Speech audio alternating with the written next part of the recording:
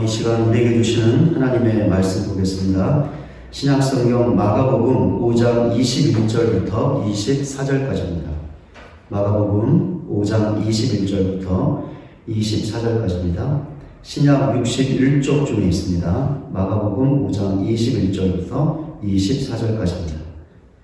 제가 말씀 봉독하겠습니다. 예수께서 배를 타시고 다시 맞은편으로 건너가시니 큰 무리가 그에게로 모이거늘 이에 바닷가에 계시더니 회당장 중에 하나인 야이로라 하는 이가 와서 예수를 보고 발 아래 엎드려 간곡히 구하여 이르되 내 어린 딸이 죽게 되었사오니 오셔서 그 위에 손을 얹으사 그로 구원을 받아 살게 하소서 하거늘 이에 그와 함께 가실새 큰 무리가 따라가며 애워싸 밀더라. 아멘.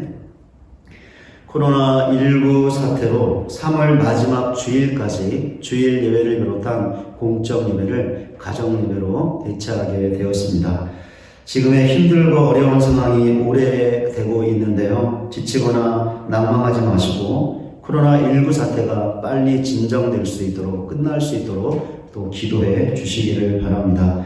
특별히 교회에 나오지 못하는 관계로 또 교회에 대한 마음이나 생각들이 흔들릴 수 있는 그런 위험들이 있어서 걱정이 되는데요. 그렇게 하지 마시고 이번 기회를 통해서 우리가 더욱더 교회를 사랑하고 또 교회를 위해서 헌신하겠다는 그런 결단을 할 수 있는 영적인 기회가 될 수 있도록 기도해 주시기를 바랍니다.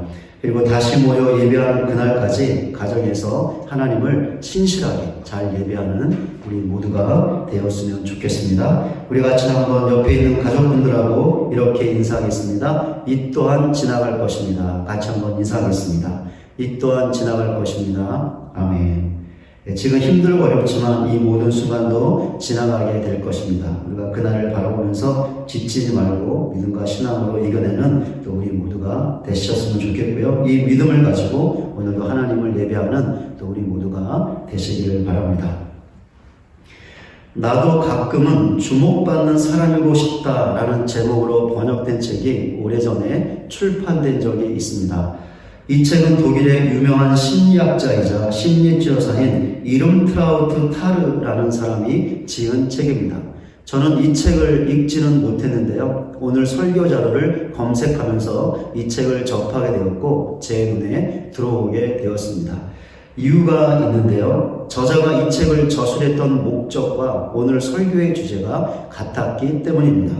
저자가 이 책을 저술했던 목적은 주목받는 것이 사람들에게 얼마나 중요한지를 선명하게 일깨워 주는 것이었습니다. 그럼 오늘 설교의 주제가 무엇인지 아실 것 같은데요. 주목받음에 관한 것입니다. 그런데 이 책과 오늘 설교의 주제는 같지만 핵심 내용은 다릅니다. 이 책의 핵심 내용은 사람이 사람의 주목을 받아야 한다는 것입니다. 오늘 설교의 핵심 내용은 사람이 하나님의 주목을 받아야 한다는 것입니다. 그렇다면 그 이유가 무엇일까요? 왜 사람이 하나님의 주목을 받아야 하는 것일까요? 이 물음에 답하기 전에 한 가지 사실을 먼저 살펴보겠습니다. 무엇이냐면 하나님께서 어떤 사람을 주목하시는가라는 것입니다. 본문에 나오는 야이로라는 사람을 통해서 이 물음의 답을 얻을 수 있습니다. 세 가지인데요. 첫째, 하나님은 겸손한 사람을 주목하십니다. 본문에 나오는 야이로는 회당장이었습니다. 회당은 유대인의 공적 기도와 성경 읽기 그리고 공동체의 모임을 위해서 사용되었던 집회 장소였습니다. 회당장은 이런 회당의 관리와 모임을 주관하는 회당의 최고 관리자였습니다.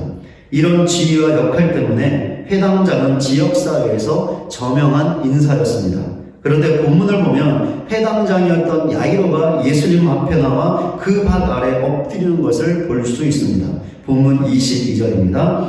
회당장 중에 하나인 야이로라 하는 이가 와서 예수를 보고 발 아래 엎드려. 인간적으로 보면 예수님은 목수였고 야이로는 지역사회에서 저명했던 회당장이었습니다. 이런 신분의 차이를 볼 때 예수님과 야이로는 서로 비교할 수 없는 위치에 있었습니다. 더구나 당시 종교 지도자들은 자신을 하나님의 아들이라고 메시아라고 주장했던 예수님을 인정하지 않았고 배척하고 있었습니다. 심지어 예수님을 미친 사람이라고 여기고 있었습니다. 그럼에도 불구하고 회당장이었던 야이로가 예수님 발 아래 엎드렸습니다. 야이로가 이렇게 했다는 것은 자신을 예수님보다 낮추었다는 것을 의미합니다. 어떻게 보면 야이로의 이런 행동은 용기가 필요한 것이었습니다. 신분의 차이를 뛰어넘는 용기, 당시 종교 지도자들이 갖고 있었던 예수님에 대한 험악했던 분위기를 무시하는 용기가 필요했던 것이죠. 그런데 야이로가 용기를 내서 예수님보다 자신을 더 낮추었던 것입니다. 그렇다면 야이로는 어떻게 해서 겸손할 수 있었을까요? 야이로가 자신의 무능함과 한계를 깨달았기 때문입니다. 계기가 있었습니다. 어떤 계기냐면 죽어가고 있던 그의 딸이었습니다. 본문과 동일 사건을 기록하고 있는 누가복음을 보면 야이로의 딸이 외동딸이었음을 알 수 있습니다. 누가복음 8장 42절입니다. 이는 자기에게 12살 된 외딸이 있어 죽어가매라. 야이로의 딸은 그에게 너무나 귀하고 귀했던, 너무나 사랑스러웠던 무남 동료였습니다. 세상에 그 무엇과도 바꿀 수 없는 딸이었죠. 그런데 그 딸이 죽어가고 있었습니다. 야이로는 죽어가는 딸을 살리기 위해 모든 것을 다했을 것입니다. 병원에 가보기도 하고 좋다는 약을 먹여보기도 하고 한간에 떠들고 있던 민간 요법들도 사용해 보기도 하고 유명한 의사를 찾아가기도 했을 것입니다. 그러나 아무 소용이 없었죠. 딸은 호전되지 않았고 죽어가고 있었습니다. 상황이 이렇게 되자 야이로 자신도 더 이상 어떻게 할 수 없었습니다. 죽어가고 있는 딸을 그냥 보고만 있을 수밖에 없었죠. 정말 고통스럽고 괴로운 순간이었습니다. 자신이 명성을 얻고 있는 저명한 회당장이라 할지라도 그 지위에 맞먹는 영향력이 있다 할지라도 그것으로 죽어가고 있던 딸을 살려낼 수 없었던 것이죠. 바로 그때서야 야이로가 자신의 무능함을 뼈저리게 깨닫게 된 것입니다. 어떤 목사님의 이야기인데요. 어느 날 목사님이 둘째 아들이 건물 2층에서 떨어졌습니다. 목사님은 그 아들을 데리고 병원으로 달려갔습니다. 아이의 양턱뼈가 부러지고 아래턱과 입술 그리고 잇몸이 찢어졌다는 진단이 나왔습니다. 무엇보다도 피가 멈추지 않고 계속해서 흐르고 있던 아래턱과 입술 그리고 잇몸을 꿰매는 응급수술을 받아야 했습니다. 수술을 하려면 마취를 해야 했는데 그럴 수가 없었습니다. 높은 곳에서 떨어졌기 때문에 혹시 뇌를 다쳤을지 몰랐고 만약에 뇌에 충격이 갔을 경우에 마취를 하게 되면 자칫 깨어나지 못하는 부작용이 있을 수 있었기 때문이었습니다. 어쩔 수 없이 마취를 하지 않은 채 아이의 맨살을 꿰매는 수술을 하게 되었습니다. 아이의 온몸을 침대 시트로 감쌌습니다. 그리고 아이가 움직이지 못하도록 목사님을 포함한 장정 4사람이 아이의 머리와 몸통 그리고 다리를 붙잡았습니다. 어른들이 얼마나 힘을 다해서 붙잡았는지 아이의 몸에 피멍이 들 정도였습니다. 바늘이 맨살을 꿰뚫을 때마다 아이의 몸이 도마 위에 생선처럼 튀었습니다. 그때 목사님은 아이의 다리를 잡고 있었는데 그 아이와 자연스럽게 눈이 마주치게 되었습니다. 그때의 심정을 목사님은 이렇게 고백하고 있습니다.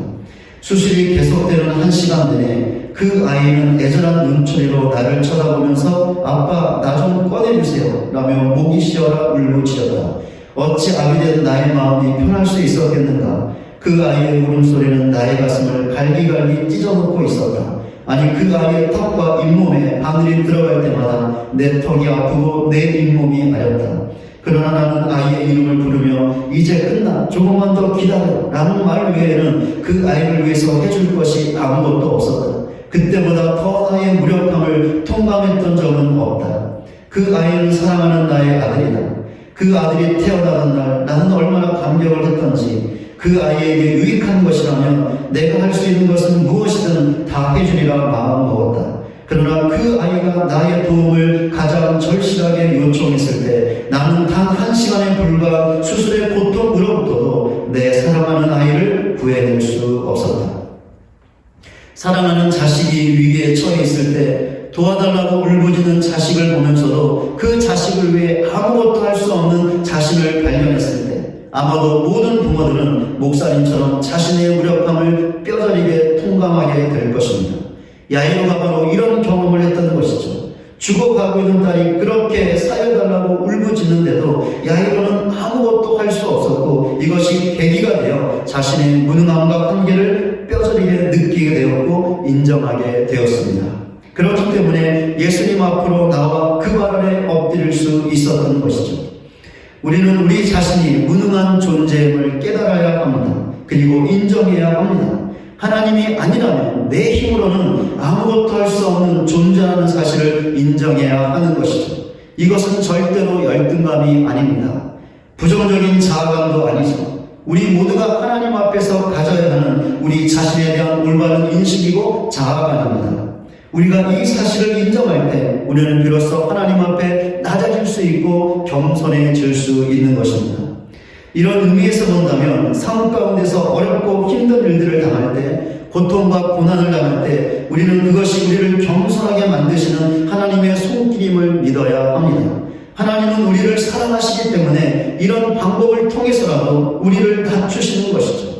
그럼 왜 우리가 하나님 앞에 우리 자신을 낮추고 겸손해야 하는 것일까요? 왜 하나님은 고난을 통해서라도 우리를 낮추시는 것일까요? 왜냐하면 하나님께서는 자신을 낮추는 사람, 겸손한 사람을 주목하시기 때문입니다. 우리는 자신이 무능하고 한계가 있는 존재임을 깨닫고 인정하는 우리 모두가 되시기를 바랍니다. 그래야 하나님 앞에 겸손한 사람들이 되어 하나님의 주목을 받는 우리 모두가 되시기를 주님의 이름으로 간절히 소원합니다. 하나님께서 어떤 사람을 주목하실까요? 두 번째 답입니다. 하나님께서는 믿음의 사람을 주목하십니다. 야이로는 자신의 무능함을 깨달았습니다. 그러나 거기에서 멈추지 않았습니다. 한 걸음 더 나아갔죠. 예수님이라면 자기 딸을 살릴 수 있다는 믿음을 갖게 된 것입니다. 본문 23절입니다. 간곡히 구하여 이르되 내 어린 딸이 죽게 되었사오니 오셔서 그 위에 손을 얹으사 그런 구원을 받아 살게 하소서 하거늘. 야이로는 분명하게 예수님이 아이의 머리에 손을 얹으시면 그 아이가 죽음에서 구원을 받을 것이라고 간구했습니다. 야이로에게 이 믿음이 있었기 때문에 예수님 앞에 나올 수 있었고 그 발 아래 엎드릴 수 있었던 것이죠. 여기서 중요한 사실을 한 가지 볼 수 있습니다. 그것은 야이로가 예수님의 권능을 믿었을 때 예수님께서 그의 믿음을 끝까지 지킬 수 있도록 도와주셨다는 것입니다. 우선 예수님은 야이로에게 주님의 권능을 보여주는 이적을 행하시면서 그의 믿음을 세워주셨습니다. 예수님께서 야이로와 함께 가실 때 12년 동안 혈류병을 앓고 있던 여인을 만나게 되었습니다. 그 여인은 예수님의 옷자락을 만졌죠. 그 순간에 주님의 능력이 그 여인에게 임하게 되었습니다. 그 결과 여인의 병이 깨끗하게 치유되는 놀라운 역사가 일어나죠. 하나님은 이 이적을 통해서 야이로의 믿음을 지켜주고자 하셨던 것입니다. 또한 예수님은 말씀으로 야이로의 믿음을 세워주셨습니다. 두 번 이렇게 하시는 것을 볼 수 있는데요. 한 번은 예수님이 혈류병 여인을 고치셨을 때 야이로의 집에서 사람들이 왔을 때였습니다. 그 사람들은 야이로에게 이런 말을 전했습니다. 5장 35절입니다. 아직 예수께서 말씀하실 때 회당장의 집에서 사람들이 와서 회당장에게 이르되 당신의 딸이 죽었나이다. 어찌하여 선생을 더 괴롭게 하나이까? 야이로의 집에서 온 사람들은 그의 딸이 죽었으니 더 이상 예수님을 힘들게 하지 말라고 했습니다. 바로 그때 예수님께서 야이로에게 이런 말씀을 하셨습니다. 5장 36절입니다. 예수께서 그 하는 말을 곁에서 들으시고 회당장에게 이르시되 두려워하지 말고 믿기만 하라 하시고, 야이로는 자기의 딸이 죽었다는 사람들의 말을 듣고 예수님의 12년 동안 혈류병을 앓고 있던 여자를 고치셨지만 과연 죽은 사람을 살릴 수 있을 것인가? 자기의 딸이 죽었는데 이제 모든 것이 끝나는 것이 아닌가? 사람들의 말처럼 예수님을 더 이상 힘들게 하지 말아야 하는 것은 아닌가? 라는 생각으로 믿음이 흔들렸습니다. 바로 그때 예수님께서 두려워 말라, 믿기만 하라, 그러면 되는 것이다 라는 말씀으로 그의 믿음을 붙잡아 주셨던 것이죠. 또 다른 한 번은 야이로의 집에 도착했을 때였습니다. 야이로의 집에 도착하자 사람들은 야이로의 딸의 죽음으로 인하여 울며 통곡하고 있었습니다. 그때 예수님께서 그들에게 하셨던 말씀이 있었습니다. 5장 39절입니다. 들어가서 그들에게 이르시되 너희가 어찌하여 떠들며 우느냐? 이 아이가 죽은 것이 아니라 잔다 하시니, 예수님께서는 울며 통곡하는 사람들에게 야이로의 딸이 죽은 것이 아니라 잠자는 것이라고 말씀하셨습니다. 예수님께서는 이 말씀으로 울며 통곡하는 사람들 때문에 흔들릴 수 있었던 야이로의 믿음을 다시 한번 붙잡아 주셨던 것이죠. 우리는 우리 자신의 무능함과 한계를 인정해야 합니다. 그러나 그와 동시에 하나님의 권능을 인정하고 확고하게 믿어야 합니다. 우리가 믿기만 하면 하나님께서는 우리의 믿음을 지켜주시고 붙잡아 주십니다. 우리에게 일어나는 부정적인 사건들과 환경들로 인하여 우리의 믿음이 흔들릴 때마다, 사탄이 우리의 믿음을 흔들기 위해서 유혹하고 시험할 때마다, 사람들의 믿음 없는 말들로 인하여 우리 안에 의심이 생길 때마다 하나님께서는 두려워하지 말라. 너의 환경, 상황들, 사람들의 말들은 아무것도 아니다. 나를 믿기만 하라. 그러면 되는 것이다. 라는 하나님의 말씀으로 우리의 믿음을 지켜주시는 것입니다. 저는 목사 안수를 동기들보다 2년 늦게 받았습니다. 결혼과 출산이라는 표면적인 이유가 있었지만 진짜 이유는 하나님께서 저를 부르신 부름에 대한 믿음이 흔들렸기 때문이었습니다. 특별히 여전히 부족하고 연약한 저의 모습을 보면서 과연 하나님께서 나를 부르신 것인가? 그런 생각들로 인해서 의심을 갖게 되었죠. 그때 기도원에 가서 기도를 했는데 하나님께서 제게 말씀을 주셨습니다. 믿음에 관한 말씀을 주셨죠. 제 안에 여전히 모나고 부족하고 연약한 모습이 있을지라도 그런 나를 주님께서 부르셨다는 믿음을 세우게 하신 말씀이었습니다. 저는 그 주님의 말씀을 붙잡았죠. 그래서 제 안에 있는 부정적인 것들이 여전히 있지만 그래도 나를 부르신 주님의 부르심을 다시 한번 확인하고 목사 안수를 받고 지금 이 자리까지 오게 되었습니다. 우리가 왜 하나님의 권능을 믿어야 하는 것일까요? 왜 하나님께서 말씀으로 우리의 믿음을 지켜주시는 것일까요? 왜냐하면 하나님께서 믿음의 사람을 주목하시기 때문입니다. 그러니 이런 사실을 반드시 알고 하나님의 권능을 확고하게 믿는 믿음으로 하나님의 주목을 받는 우리 모두가 되시기를 주님의 이름으로 간절히 소원합니다. 하나님께서 어떤 사람을 주목하실까요? 마지막 답입니다. 하나님께서는 기도의 사람을 주목하십니다. 야이로는 자신의 무능함을 깨달았습니다. 그렇게 주님의 권능을 인정하고 믿었습니다. 그래서 그가 한 일이 있었죠. 예수님께 간구했던 것입니다. 본문 24절 앞부분입니다. 간곡히 구하여 이르되, 여기 나오는 간곡히라는 말을 공동번역 성경은 애원이라는 말로 번역했습니다. 야이로가 예수님께 했던 기도는 애원하는 기도였고 간절한 기도였습니다. 사무엘의 어머니였던 한나를 우리는 잘 알고 있습니다. 한나는 남편의 사랑을 받았지만 자식이 없던 여인이었죠. 그것이 그녀에게 큰 아픔이었고 고통이었습니다. 그래서 한나는 아들을 낳을 수 있게 달라고 하나님께 기도하죠. 사무엘상 1장 10절입니다. 한나가 마음이 괴로워서 여호와께 기도하고 통곡하며, 한나의 기도에는 눈물이 있었습니다. 그것도 통곡하는 눈물이었죠. 한나의 기도와 야이로의 기도는 같은 기도였습니다. 두 사람 모두 애절한 기도, 간절한 기도를 하나님께 드렸던 것이죠. 우리는 하나님께 기도해야 합니다. 기도하되 애절하게, 간절하게 기도해야 합니다. 특별히 지금 우리가 처한 상황을 볼 때 더욱더 간절한 기도가 필요합니다. 그러니 코로나19 사태로 인하여 고통에 빠져있는 우리나라와 민족을 건져달라고 기도하시기 바랍니다. 이번 일을 계기로 한국교회와 우리 자신이 영적으로 각성하고 회개하고 새로워지는 계기가 되게 달라고 기도하시기를 바랍니다. 코로나19 사태가 하루빨리 진정되어 우리 교회도 모든 성도들이 다시 교회에 모여 하나님을 예배할 수 있게 달라고 기도하시기를 바랍니다.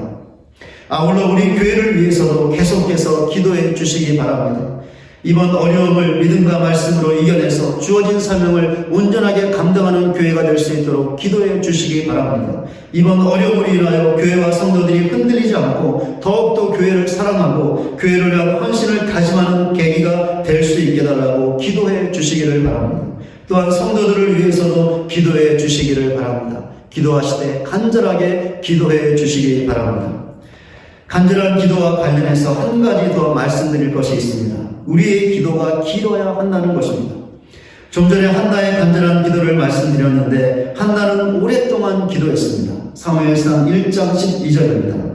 그가 여호와 앞에 오래 기도하는 동안에 엘리가 그의 입을 주목한즉, 한나의 기도는 간절한 기도였고 동시에 오래 하는 기도였습니다. 한나의 기도는 10분도 안 돼서 일어나는 그런 기도가 아니었죠. 한나의 기도는 오래 하는 기도였습니다. 물론 기도가 길다고 해서 더 간절한 기도가 되는 것은 아니죠. 더 응답받는 것도 아닙니다. 짧은 기도라도 정말 간절한 기도라면 하나님께서 응답해 주시죠. 그러나 우리의 기도가 응답만을 목적으로 하는 것이 우리의 기도는 우리의 신앙과 영성을 위한 훈련이죠. 어쩌면 이것이 응답보다 더 중요합니다. 그렇기에 기도를 통해서 우리는 하나님을 더욱더 알아가야 합니다. 그리고 변해야 합니다. 우리는 변하지 않고 계속해서 응답만을 바란다면 우리의 신앙은 무속신앙과 다를 것이 없을 것입니다. 기도하면서 우리는 변해야 합니다. 나의 뜻을 버리고 주님의 뜻을 취해야 합니다. 나는 죽고 내 안에 주님만이 살아야 합니다. 이것이 바른 신앙이며 바른 기도이죠. 그렇기에 기도의 시간이 길어야 하는 것입니다. 나의 영성을 위해서, 영적인 훈련을 위해서 기도의 시간이 길어야 한다는 것이죠. 제가 신앙생활을 해온 경험에 비춰보면 짧은 기도를 할 때 그 기도가 간절한 기도가 되는 것이 쉽지 않은 것을 봅니다. 아무래도 짧게 기도하면 대충 기도하게 되고 건성으로 기도하게 된다는 것이죠. 이런 기도는 우리의 신앙에, 영적인 훈련에 도움이 되지 않습니다. 그러나 기도의 시간이 길면 기도에 좀 더 집중하게 되고 그만큼 더 간절해지는 것이죠. 10분 기도하고 자리에서 일어나는 사람과 1시간 기도하고 자리에서 일어나는 사람 둘 중에 하나님은 1시간 기도하는 사람을 더 주목하실 것입니다. 10분 간절하게 기도한 사람과 1시간 간절하게 기도한 사람 중에 하나님은 후자의 사람을 더 주목하실 것입니다. 하나님께 기도하는 우리 모두가 되시기를 바랍니다. 기도하되 응답만을 목적으로 하는 것이 아니라 하나님을 알아가고 내 자신의 변화에 중점을 두는 기도를 하시기를 바랍니다. 이 기도를 간절하게 하시기를 바랍니다. 그럼 왜 우리가 이렇게 간절하게 기도해야 하는 것일까요? 왜냐하면 기도하는 사람을 하나님께서 주목하시기 때문입니다. 이런 사실을 알고 하나님께 간절하게 기도하는 사람들이 되어 하나님의 주목을 받는 우리 모두가 되시기를 주님의 이름으로 간절히 소원합니다. 지금까지 살펴본 대로 하나님께서는 겸손한 사람, 믿음의 사람, 기도의 사람을 주목하십니다. 그렇다면 여기에서 설교 처음 부분에 했던 질문, 하나님께서 왜 사람을 주목하시는가? 이 물음에 대한 답을 하겠습니다. 역시 야이로를 통해서 얻을 수 있는데요. 야이로는 하나님께 주목을 받은 사람이었습니다. 왜냐하면 겸손한 사람, 믿음의 사람, 기도의 사람이었기 때문이죠. 그렇다면 그 결과가 어떠했을까요? 마가복음 5장 41절과 42절입니다. 그 아이의 손을 잡고 이르시되 달리다고 하시니 번역하면 곧 내가 내게 말하노니 소녀야 일어나라 하십니다. 소녀가 곧 일어나서 걸으니 나이가 12살이라. 하나님께 주목을 받았던 야이로에게 어떤 일이 일어났습니까? 그가 그토록 바랐던, 그러나 그의 힘으로 할 수 없었던 너무나 귀하고 사랑했던 딸이 다시 살아났던 것입니다. 일어날 수 없는 놀라운 일이 일어나는 것이죠. 왜 하나님께서 사람을 주목하시는 것일까요? 하나님의 크고 크신 능력으로 사람을 도와주시려고 주목하시는 것입니다. 그러니 하나님의 주목을 받는 사람은 하나님이 행하시는 놀라운 역사를 경험할 수 있습니다. 기적을 경험할 수 있죠. 그렇게 우리도 하나님의 주목을 받으면 우리를 그렇게 아프게 하고 고통스럽게 하고 괴롭게 하는 모든 문제들이 해결됩니다. 막혀있는 모든 것들이 뚫어지게 됩니다. 우리를 힘들게 하는 상황들이 풀어지게 됩니다. 우리 안에 있는 염려와 근심과 걱정은 사라지게 됩니다. 우리 안에 있는 두려움은 다 사라지게 됩니다. 우리의 힘으로 되는 것이 아니죠. 우리를 주목하신 하나님께서 당신의 크신 능력으로 행하시는 것입니다. 하나님의 주목을 받으면 다 되는 것입니다. 하나님 앞에서 겸손한 사람, 믿음의 사람, 기도의 사람이 되는 우리 모두가 되시기를 바랍니다. 그리하여 하나님의 주목을 받아 하나님의 크신 능력으로 우리를 도우시는 그 하나님의 역사를 경험하는 믿음의 삶을 살아가는 저와 여러분 모두가 되시기를 주님의 이름으로 간절히 축원을 드립니다.